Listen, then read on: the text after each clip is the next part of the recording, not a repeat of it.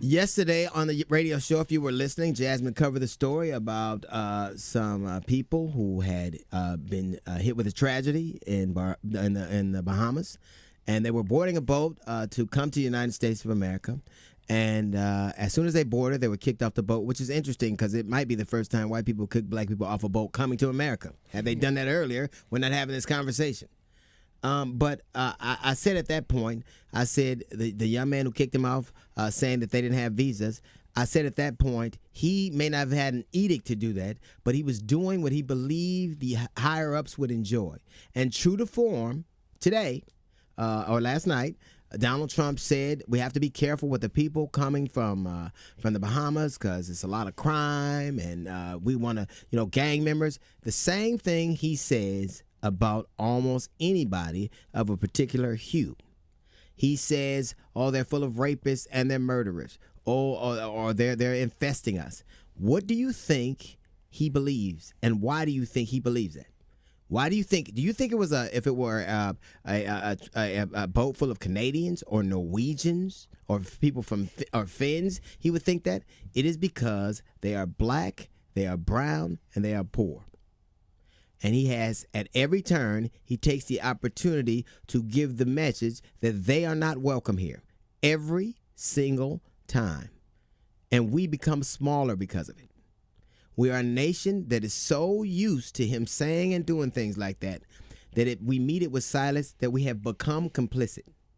Now, the idea that a tragedy like that, one of the most devastating storms in recorded history, and stayed over that area for days, the destruction you saw wasn't of huts or donkey carts that were turned over. They were houses and vacation homes and cars. And those were real people in real dire straits. And when they're supposed to be met with humility and understanding and compassion, they are only met with being derided. I don't know if he knows this or not, but we vacation there. Like, they see Miami. They weren't trying to get this storm, Dorian, wasn't a secret plan so those black people could sneak over here on a boat.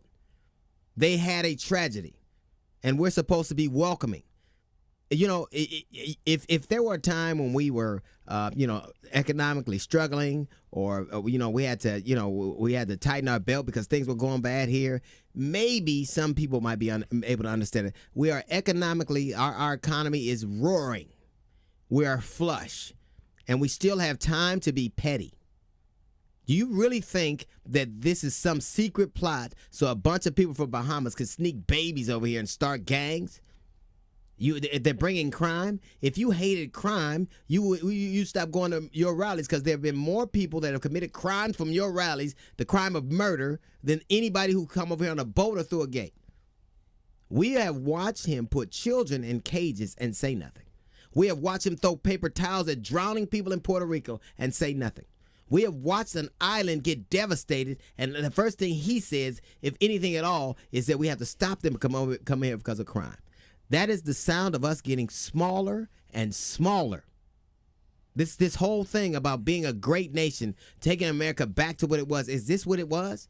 To be petty and small, and to people to reach out to us with their hand and need help, and we just deride them? Is this the best we have? Is this what great leaders do? Is this what great countries do? Is this what they say? I come to you for help, and you lock my children up, or you throw towels at people in need, or you turn people away.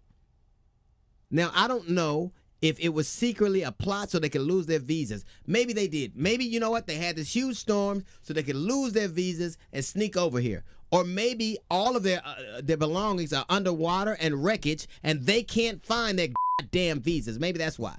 They can't find their baby pictures or even some of their spouses or children. People have dying and are dying right now, and they want help, and we have laughter. They want help, and we turn them away and tell them we got to worry about crime.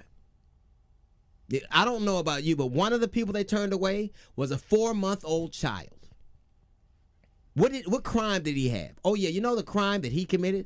The crime those babies in cages committed? They were the crime of being poor, black, and brown. All right, there's a little note from the GED section.